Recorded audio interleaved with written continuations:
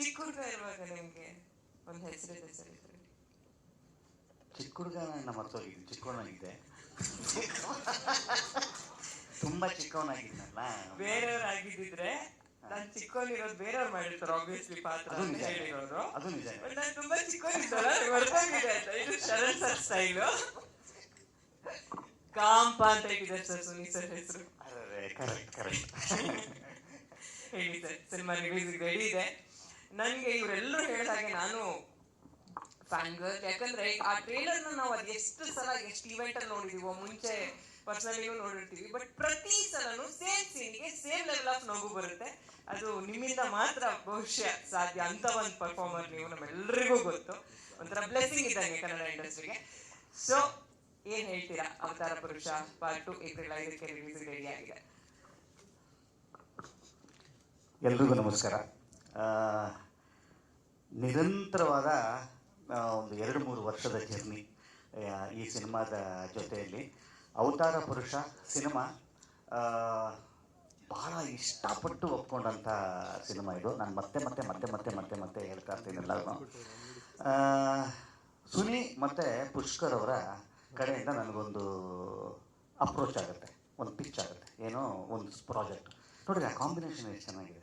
ನಾನು ಹೇಳ್ತಾ ಇರೋದು ಯಾಕಂದರೆ ಅಷ್ಟು ಶಕ್ತಿಯುತವಾದಂಥ ನಿರ್ಮಾಪಕರು ಮತ್ತು ತನ್ನನ್ನು ತಾನು ಆಲ್ರೆಡಿ ನಿರೂಪಿಸ್ಕೊಂಡಿರುವಂಥ ನಿರ್ದೇಶಕರು, ಇವರಿಬ್ಬರು ಬರ್ತಾ ಇದ್ದಾರೆ ಅಂತ ಗೊತ್ತಾಯ್ತಲ್ಲ, ನನಗೆ ಆದಂಥ ಖುಷಿ ಅಷ್ಟು. ಅವ್ರ ಜಾನರು ಕಾಮಿಡಿ. ಯಾರು? ಸುನಿ ತಮ್ಮನ್ನು ತಾವು ನಿರೂಪಿಸ್ಕೊಂಡು, ನಾನು ಕಾಮಿಡಿ ಅವನು. ನಾನು ಅಂದ್ಕೊಂಡಿದ್ದೆ ಒಂದು ಯಾವುದೋ ಕಾಮಿಡಿ ಸಿನಿಮಾನ, ಒಂದು ಕಾಮಿಡಿ ಸಬ್ಜೆಕ್ಟನ್ನು ಪಿಚ್ ಮಾಡ್ತಾರೆ ಅಂತ. ಬರ್ತಿದ್ದಂಗೆ ಫಸ್ಟ್ ಬಂದು ಕೂತ್ಕೊಂಡು ಕತೆ ಹೇಳೋಕ್ಕೆ ಸ್ಟಾರ್ಟ್ ಮಾಡಿದ್ರು. ಸರ್ ಕಾಮಿಡಿ ಅಲ್ಲಲ್ಲೇ ಇರುತ್ತೆ, ಕಾಮಿಡಿ ಸಿನಿಮಾ ಅಲ್ಲ ಅಂದರು. ಅಣ್ಣ ಇಕ್ಕದ ಫಸ್ಟ್ ಬಾಲೇ ನನಗೆ ಬಿತ್ತು ಗೂಗ್ಲಿ ಅಂತ ಅಂದ್ಕೊಂಡು, ಅರೆ ಏನಂತ ಅಲ್ವಂತಲ್ಲಪ್ಪ, ಬೇರೆ ಏನು ಮಾಡಿರ್ತಾರೆ ಅಂತ. ಆ್ಯಕ್ಚುಲಿ ನಾನು ಒಂಚೂರು ಬೇರೆ ಬೇರೆ ಆಯಾಮಗಳನ್ನು ಟ್ರೈ ಮಾಡೋವಂಥ ನಾನು ನನ್ನ 2ನೇ ಸಿನಿಮಾ 3ನೇ ಸಿನಿಮಾದಲ್ಲೇ ಇಡೀ ಸಿನಿಮಾ ಹುಡುಗಿಯಾಗಿ ಜಯಲಲಿತಾ ಈ ಥರದ್ದೆಲ್ಲ ನನ್ನನ್ನು ನಾನು ಈ ಥರದ್ದೇನೋ ಪ್ರಯೋಗಗಳನ್ನ ಮಾಡೋದಕ್ಕೆ ಇಷ್ಟಪಡುವಂಥವನು. ಬಟ್ ನನಗೆ ಆಸೆ ಇದ್ದರೆ ಮಾತ್ರ ಸಾಲಲ್ಲ, ಶಕ್ತಿಯುತವಾದಂಥ ನಿರ್ದೇಶಕರು ಬೇಕಾಗುತ್ತೆ, ಶಕ್ತಿಯುತವಾದಂಥ ನಿರ್ಮಾಪಕರು ಬೇಕಾಗುತ್ತೆ.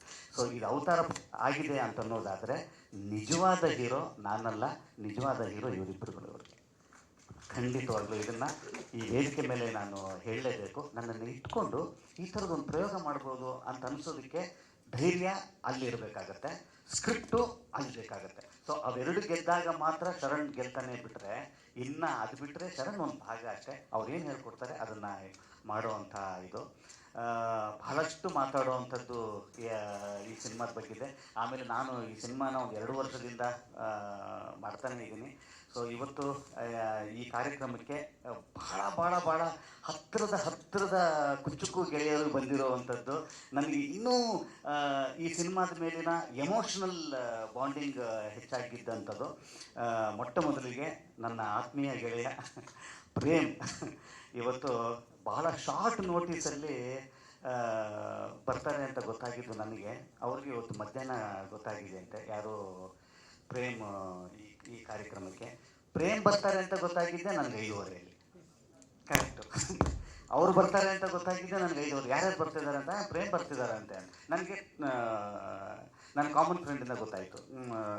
ಬರ್ತಿಲ್ವಾ ಅಲ್ಲಿ ಯಾರು ಪ್ರೇಮ್ ಬರ್ತಿದ್ದಾರಾ ಅಂತ ಅನ್ನೋವಂಥದ್ದು.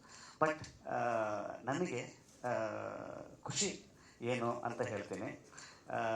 ಪ್ರೇಮ್ ನನ್ನ ಮೊದಲನೇ ಸಿನಿಮಾ ನೆನಪಿರಲಿ ಅಂತ ಅನ್ನೋವಂಥ ಒಂದು ಸಿನಿಮಾ, ನನ್ನ ಪ್ರೇಮಿನ ಕಾಂಬಿನೇಷನ್ನು. ಮೊದಲನೇ ಸಿನಿಮಾದಲ್ಲೇ ನಾನು ಆ ಸಿನಿಮಾದಲ್ಲಿ ಕ್ಯಾರೆಕ್ಟರಾಗಿ ಆ್ಯಕ್ಟ್ ಮಾಡಿದ್ದೆ, ಪ್ರೇಮ್ ಗೆಳೆಯನಾಗಿ, ಕಾಮಿಡಿಯನ್ನು. ನಾನು ಕೆಲವು ದಿವಸಗಳಲ್ಲಿ ನಾನು ಪ್ರೇಮು ಹೋಗೋ ಬರೋ ಫ್ರೆಂಡ್ಸ್ ಆಗ್ತೀವಿ ನಾವು. ಸೊ ನಾನೊಬ್ಬ ಸೈಡ್ ಕಿಕ್ ಆಗಿದ್ರೂ ಕೂಡ ಹೋಗೋ ಬಾರೋ ಅನ್ನುವ ಸ್ಥಾನ ಕೊಡ್ತಾರೆ ಅಂತ ಅನ್ನೋದಾದರೆ ಅದು ಆ ಮನಸ್ಸಿಗೆ ಇರುವಂಥ ಹೆಗ್ಗಳಿಕೆ, ಅದು ಆ ಮನಸ್ಸಿಗೆ ಇರುವಂಥ ದೊಡ್ಡತನ ಅದು. ಇವತ್ತು ಅದಾದ ನಂತರ ನಾನು ಆ್ಯಕ್ಚುಲಿ ಸ್ವಲ್ಪ ಲ್ಯಾಗ್ ಆದರೂ ಪರವಾಗಿಲ್ಲ, ಒಂದಿಷ್ಟು ಜನದ ಬಗ್ಗೆ ಮಾತಾಡಲೇಬೇಕು ನಾನು. ಅದಾದ ನಂತರ ವಿಕ್ಕಿ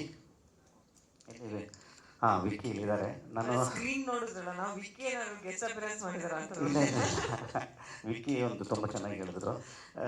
ನನಗೆ ಅವ್ರ ಬಗ್ಗೆ ಮೊದಲಿಂದನೂ ಒಂದಿಷ್ಟು ಆಸಕ್ತಿ, ಒಂದಿಷ್ಟು ಹೊಸತನವನ್ನು ಏನೋ ಇದನ್ನು ಮಾಡ್ತಾ ಇರ್ತಾರೆ. ಇನ್ಫ್ಯಾಕ್ಟ್ ಕರೆಕ್ಟ್ ನನಗೆ ಮರ್ತೋಗಿದ್ದೆ ನಾನು, ಈ ಮಾರ್ಕ್ಸ್ ವಿಚಾರ ಹೇಳಿದ್ರು ಅವರು. ಮಾರ್ಕ್ಸಲ್ಲಿ ಮಂಗಳ ಗ್ರಹದ ಬಗ್ಗೆ. ಹಾಂ ಸ್ಟೇಟಸ್ ಎಲ್ಲ ಹಾಕೊಂಡಿದ್ರು. ಸರಿ, ಮಂಗಳ ಗ್ರಹದಲ್ಲಿ ನಿಮ್ಮ ಹೆಸರನ್ನ ನೋಂದಾಯಿಸ್ಕೋಬೇಕು ಅಂದರೆ ಒಂದು 5,000 10,000 ದುಡ್ಡು ಕೊಟ್ಟರೆ ಮಂಗಳ ಗ್ರಹದಲ್ಲಿ ಇಲ್ಲ ನಿಜವಲ್ಲ ಆ ಥರದೊಂದು ಆಫರ್ ಇತ್ತು. ಆ ಥರದೊಂದು ಆಫರ್ ಏನೋ ಭಾಳ ಮಜಾ ಇದೆಯಲ್ಲ ಇವರು ಇಲ್ಲಿ. ಹಾಂ ಭಾಳ ಮಜಾ ಇದೆಯಲ್ಲ ಇದು. ಈ ಥರ ಬಿಸ್ನೆಸ್ ಎಲ್ಲ ಯಾವಾಗ ಮಾಡ್ತೀರಾ? ಇಲ್ಲ ಅದೊಂದು ನ್ಯೂಸ್ನಾಗ ಶೇರ್ ಮಾಡಿದ್ರು ಅವರು, ನ್ಯೂಸ್ನಾಗ ಶೇರ್ ಮಾಡಿದ್ರು ಅವರು. ನನಗೆ ಅಲ್ಲಿಂದನೇ ನಾನು ಅದಕ್ಕೆ ನಾನು ಅವ್ರಿಗೆ ಆನ್ಸರ್ ಇದನ್ನು ಕ್ವಶನ್ ಕಳಿಸಿದ್ದೆ. ಸರ್ ನಿಜವಾಗ್ಲೂ ಈ ಥರದೊಂದು ಇದೆಯಾ, ಇದನ್ನು ಗೂಗಲ್ ಪೇ ನಿಮಗೆ ಮಾಡಬೇಕಾ ಅಥವಾ ಇದಕ್ಕೆ ಯಾವ್ದಾದ್ರು ಒಂದು ಏಜೆನ್ಸಿ ಇದೆಯಾ, ನಮ್ಮದು ಒಂದು ಹೆಸರು ರಿಜಿಸ್ಟರ್ ಆಗಲಿ ಅಲ್ಲಿ ಅಂತ ಅನ್ನೋವಂಥದ್ದು. ಈ ನಿಟ್ಟಿನಲ್ಲಿ ಅವ್ರಿಗೆ ಗೊತ್ತಿಲ್ಲ, ಅಂದರೆ ಅದು ಅವರು ಅದನ್ನ ಅಲ್ಲಿಗೆ ಬಿಟ್ಟುಬಿಟ್ಟಿದ್ದಾರೆ. ಬಟ್ ನಾನು ಆಲ್ರೆಡಿ ಅಲ್ಲೇ ಇದ್ದೀನಿ ರೀ, ನಿಮ್ಮನ್ನೇ ಕರೀತಾ ಇರೋದು ನಾನು, ನಿಮ್ಮನ್ನೇ ಕರೀತಾ ಇರೋದು, ನಿಮ್ಮನ್ನೇ ವೆಲ್ಕಮ್ ಮಾಡ್ತಾ ಇರೋದು ಖಂಡಿತ. ಅದಾದ ನಂತರ ಪ್ರವೀಣ್ ಸರ್, ತುಂಬ ತುಂಬ ತುಂಬ ಖುಷಿ ಆಯಿತು ನಿಮ್ಮ ಆಗಮನ.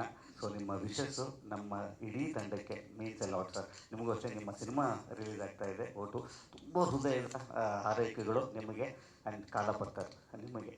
ಮತ್ತು ಒಟ್ಟು ನಮ್ಮ ಫೇವ್ರೇಟ್, ನನಗೆ ಅವರಷ್ಟು ದೊಡ್ಡ ಮಾತು ಮಾತಾಡಿದ್ರು. ನಿಜ ಹೇಳ್ತೀನಿ ನಾನು ಈಗ ಮತ್ತು ಈ ವೇದಿಕೆ ನಾನು ಹೇಳಲೇಬೇಕು, ಯಾಕಂತಂದರೆ ಐ ಮೀನ್ ದಿಸ್. ಇತ್ತೀಚಿನ ದಿವಸಗಳಲ್ಲಿ ನಾನು ಕಂಡಂಥ ಕಾಮಿಡಿ ಅಂತ ಬಂದಾಗ ಅದ್ಭುತವಾದಂಥ ಟ್ಯಾಲೆಂಟ್ ಅಥವಾ ಟೈಮಿಂಗ್ ಇರುವಂಥ ನಾಯಕ ನಟ ಋಷಿ ಅವರು. ಸತ್ಯ. ನಾವು ಆ್ಯಕ್ಚುಲಿ ಒಂದೆರಡು ಪ್ರಾಜೆಕ್ಟು ನಾವಿಬ್ಬರು ಜೊತೆಯಲ್ಲಿ ಆ್ಯಕ್ಟ್ ಮಾಡಬೇಕಾಗಿತ್ತು, ಮಿಸ್ ಆಗೋಯಿತು.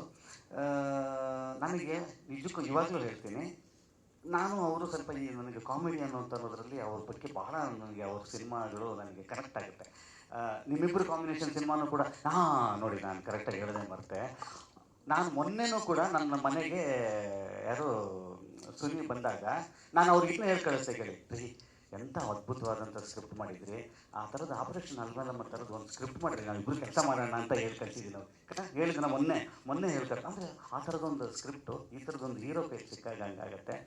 ಇವತ್ತಿಗೂ ಕೂಡ ನೀವು ನನಗೆ ಇತ್ತೀಚಿನ ದಿವಸಗಳಲ್ಲಿ ಸರ್ ನೀವು ಒಬ್ಬರ ಜೊತೆಯಲ್ಲಿ ಡ್ಯೂಲ್ ಹೀರೋ ಆಗಿ ಆ್ಯಕ್ಟ್ ಮಾಡಬೇಕು ಅಂತ ಅನಿಸಿದ್ರೆ ಯಾವ ಹೀರೋ ಟಕ್ ಅಂತ ನಿಮಗೆ ನೆನಪು ಬರ್ತಾರೆ ಅಂತ ನೀವು ನನಗೆ ಕೇಳಿದ್ರೆ ಟಕ್ ಅಂತ ನಾನು ರಿಷಿ ಅವ್ರ ಹೆಸರನ್ನೇ ಹೇಳೋದು. ಖಂಡಿತವಾಗ್ಲೂ ನಾನು ಸರ್ ಕಾಯ್ತಾ ಇದ್ದೀನಿ, ಒಂದು ಒಳ್ಳೆ ಸ್ಕ್ರಿಪ್ಟ್ ಯಾವ್ದಾದ್ರು ಬಂತು ಅಂತಂದರೆ ನಾನೇ ಇಮೇಜ್ ಮಾಡ್ಕೊಳ್ತಾ ಇದ್ದೀನಿ ನಮ್ಮಿಬ್ಬರ ಕಾಂಬಿನೇಷನ್ ಹೆಂಗಿರುತ್ತೆ ಅಂತ ಅನ್ನೋವಂಥದ್ದು. ಈಗರ್ಲಿ ವೇಟಿಂಗ್ ಆ ಥರ ಒಂದು ಒಳ್ಳೆ ಸ್ಕ್ರಿಪ್ಟ್ ಬರಲಿ ನಮ್ಮಿಬ್ಬರಿಗೂ ಕೂಡ. ಮತ್ತು ಹರಿಸಂತು ನನ್ನ ವಿಕ್ಟ್ರಿ ಸಿನಿಮಾದ ರೂವಾರಿ ಅವರು ಭಾಳ ಚೆನ್ನಾಗಿ ಹೇಳಿದ್ರು. ಏನಂತ ಅಲ್ಲಿ ಅದು ಓದ್ತಿದ್ದಂಗೆ ಏನ್ರಿ ಹಿಂದಿನ ದಿವಸ ಮುಂದೆ 3 ದಿವಸದಿಂದ ಇಲ್ಲದ ಸ್ಕ್ರಿಪ್ಟ್ ಕೊಡೋಕ್ಕಾಗಲ್ಲ, ಅಲ್ಲಿ ನೋಡಿದ್ರೆ ಟಕ್ ಅಂತ ಇಟ್ಕೋತಾರೆ, ಅಲ್ಲಿ ಬಂದ್ಬಿಟ್ಟು ಅದು ಇನ್ನೊಂದು ಥರ ಮೆಸೇಜ್ ಕೊಡುತ್ತದು. ಗುರು ಈ ರೇಂಜಿಗೆ ಕೇರ್ಲೆಸ್ ಗುರು ಅವನಿಗೆ. ಅಲ್ಲಿ ನಾನು ಗುರು ಏನು ಬೇರೆ ಮೆಸೇಜ್ ಕೊಡ್ತಾ ಇರ್ತಲ್ಲ ಅನಿಸ್ತಾ ನಿಮಗೆ? ಅನ್ಕೊಂಡಿಲ್ಲ ಸರ್, ಬಟ್ ಈ ಆಂಗಲ್ ನೀವು ಯೋಚನೆ ಮಾಡಿದ್ದೀರಾ? ನಿಜ ನನಗೆ ಅಲ್ಲೇ ಬಂತು, ಇದು ಹೇಳ್ಬಾರ್ದಾಗಿತ್ತಲ್ಲ ಗುರು. ಅಂದರೆ ಇವನೇನು ಹಿಂದ್ಗಡೆ ಏನು ಹೋಮ್ ವರ್ಕ್ ಮಾಡಲ್ಲ, ಅಲ್ಲೇ ಬಂದು ಇವನಿಗೆ ನೆನಪಿಂದು ಏನೋ ಚೆನ್ನಾಗಿದೆ ಅದನ್ನ ಆ ಸ್ಕ್ರಿಪ್ಟ್ ನೋಡೋದು ಇಲ್ಲ ಇದು ಡೈರೆಕ್ಟ್ ಸ್ಕ್ರಿಪ್ಟ್ ನೋಡೋದು ಇಲ್ಲ. ಅಂದರೆ ಅಣ್ಣ ಎಷ್ಟು ಡಿಟ್ಯಾಚ್ ಆಗಿರ್ತಾನೆ, ಅಲ್ಲಿ ಬಂದಾಗ ಏನು ಹೌದಾ ಓಕೆ ಟೇಕ್ ಎಷ್ಟು ಕೇರ್ಲೆಸ್ ಕೇಳೋದಕ್ಕೆ ಹಿಂಗಿದೆ ಇದು. ನಾನು ಈ ರೇಂಜಿಗೆ ಇರುತ್ತಲ್ಲಪ್ಪ ಅಂತ ಅಣ್ಣ ಹಂಗೆಲ್ಲ ಹೇಳ್ಬೇಡ ದಯವಿಟ್ಟು, ಅದು ಬೇರೆ ಮೆಸೇಜ್ ಕೊಡ್ತಿದ್ದು. ಇವನೇ ಅವ್ನು 4 ಜನ ಕೇಳಿರ್ತಾನೆ, ಗುರು ನೋಡಿ ಗುರು ಅಲ್ಲಿ ಇವನ್ ಕತೆ ಗೊತ್ತಾ ಏನಂತ.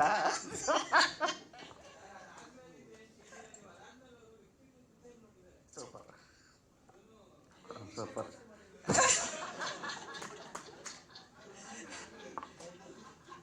ಸೀರಿಯಸ್ ನೋಟ್, ನನಗೆ ಚೂಮಂತರ್ ಒಂದು ದಿನ ಶೂಟಿಂಗ್ ನೋಡೋಂತ ಅವಕಾಶ ಸಿಕ್ಕಿತ್ತು. ನಾನು ಇದೇ ವಿಷಯಕ್ಕೆ ಆಶ್ಚರ್ಯ ಪಟ್ಟಿದ್ದೆ ಸರ್. ಲಾಂಗೆಸ್ಟ್ ಸೀನ್ ಅದು, ಅಷ್ಟು ಡೈಲಾಗ್ಗಳು. ನಾನು ಅನ್ಕೊಂಡು ಶರತ್ ಸರ್ ಅದ್ಭುತ ಪರ್ಫಾರ್ಮರ್ ಅನ್ನೋದು ಗೊತ್ತಿತ್ತು, ಬಟ್ ಈ ತರದ ಒಂದು ಮೆಮೊರಿ ಪವರ್ ಇದೆ ಅನ್ನೋದು ನನಗೆ ಖಂಡಿತವಾಗ್ಲೂ ಗೊತ್ತಿರಲಿಲ್ಲ. ನನಗೂ ಅದು ನೋಡೋ ಅವಕಾಶ ಸಿಕ್ಕಿಲ್ಲ. ನಾನು ಹೋಮ್ವರ್ಕ್ ಮಾಡ್ತೀನಿ. ಬಟ್ ಏನಂತಂದ್ರೆ ಡೈಲಾಗ್ ಟು ಡೈಲಾಗು ನನಗೆ ಅದು ಅಂದರೆ ನಾನು ನಿಜ ಹೇಳಬೇಕು ಅಂದ್ರೆ ನನಗೆ ಮೆಮೊರಿ ಇದೆ ತಕ್ಕಂತ ಹಿಡ್ಕೊತೀನಿ ಅಲ್ಲ.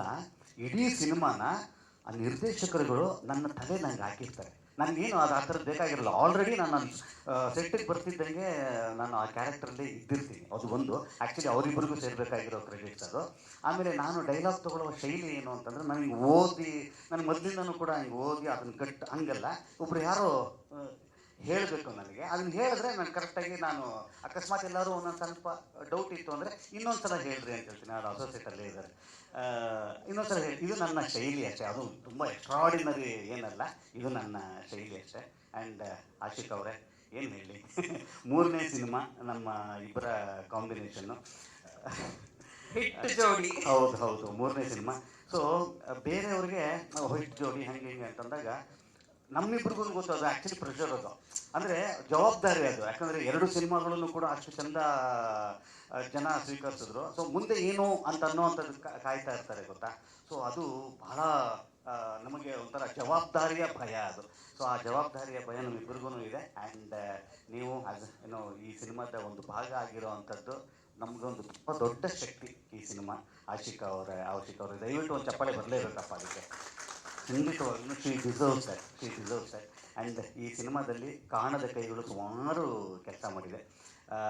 ನನಗೆ ಈ ಸಿನಿಮಾದ 2 ಶಕ್ತಿಗಳು ರೀ ನನಗೆ ಅನಿಸಿದ್ದು. ಭಾಗ 2ಕ್ಕೆ 2 ಭಾಳ ದೊಡ್ಡ ಶಕ್ತಿ.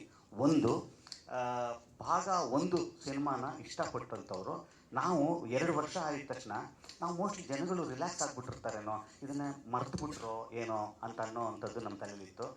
ಇದುವರೆಗೂ ಕೂಡ ಅಷ್ಟೂ ಜನ ಇದನ್ನು ಇಷ್ಟಪಟ್ಟು ಹಾರ್ಟಲ್ಲಿ ಇಟ್ಕೊಂಡು ಯಾವಾಗ ರಿಲೀಸು ಅಂತ ಕೇಳ್ತಾ ಇದ್ರು ಗೊತ್ತಾ.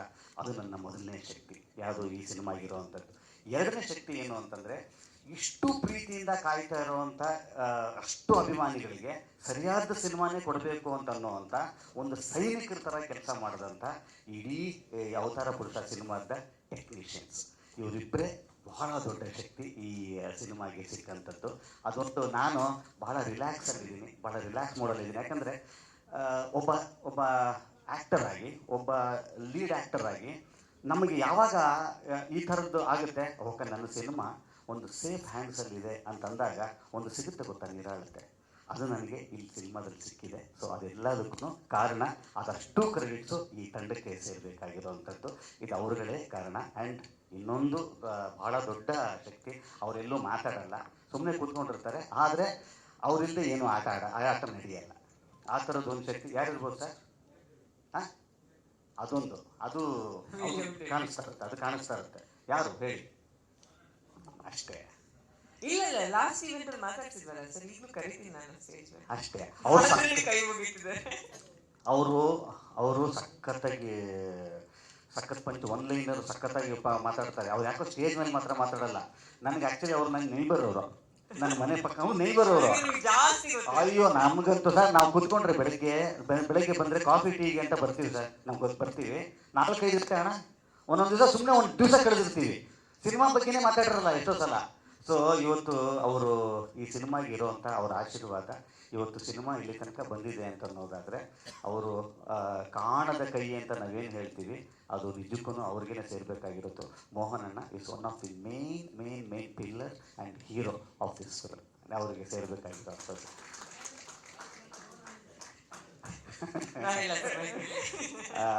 ಏಪ್ರಿಲ್ 5ನೇ ತಾರೀಕು ರಿಲೀಸ್ ಆಗ್ತಾ ಇದೆ. ನಿಮ್ಮೆಲ್ಲರ ಪ್ರೀತಿ, ವಿಶ್ವಾಸ, ಆಶೀರ್ವಾದ ಇದ್ದಾಗ ಮೊದಲನೇ ಭಾಗ 2ನೇ ಭಾಗ ಆಗೋದಕ್ಕೆ ಕಾರಣ ಆಗಿರುವಂಥದ್ದು.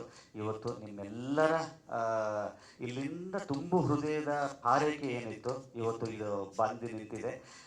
ಲೇಟ್ ಆಯಿತು ಅಂತ ಅನ್ನೋವಂಥದ್ದು ಎಲ್ಲರಿಗೂ ಕೇಳಿ ಬಂದಿರುವಂಥದ್ದು. ಇವತ್ತು ಟ್ರೇಲರ್ ರಿಲೀಸ್ ಆಗಿದೆ. ಎಷ್ಟು ಸಿ ಜಿ ವರ್ಕ್ಸ್ ಇದೆ, ಇದಕ್ಕೆ ಎಷ್ಟು ಕೆಲಸ ಆಗಿದೆ ಟೆಕ್ನಿಕಲಿ ಅಂತ ಅನ್ನೋವಂಥದ್ದು.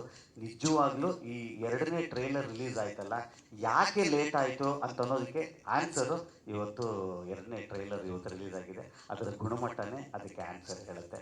ನಿಮ್ಮೆಲ್ಲರ ಪ್ರೀತಿ ಆ್ಯಂಡ್ ಅಗೇನ್ ಎಲ್ಲರಿಗೂ ಮತ್ತೊಮ್ಮೆ ಈ ಕಾರ್ಯಕ್ರಮಕ್ಕೆ ಬಂದಿದ್ದು, ಈ ಸಿನಿಮಾಗೆ ಹರಿಸಿದ್ದಕ್ಕೆ ಎಲ್ಲರೂ ಅಭಾರಿ ಈ ಸಿನಿಮಾದ ಕಡೆಯಿಂದ. ಆ್ಯಂಡ್ ಒನ್ಸ್ ಅಗೇನ್ ಜನಕ್ಕೂ ಕೂಡ 5ನೇ ತಾರೀಕು ನಿಮ್ಮ ಹತ್ತಿರದ ಚಿತ್ರಮಂದಿರದಲ್ಲಿ ಉತ್ತರ ಪುರುಷ 2 ರಿಲೀಸ್ ಆಗ್ತಾ ಇದೆ. ನೋಡಿ, ಹರಿಸಿ, ಆಶೀರ್ವದಿಸಿ. Thank you. ತುಂಬಾ ಅದ್ಭುತವಾಗಿ ಹೇಳಿದ್ರಿ ಸರ್. ತಡವಾಗಿ ಬಂದ್ರು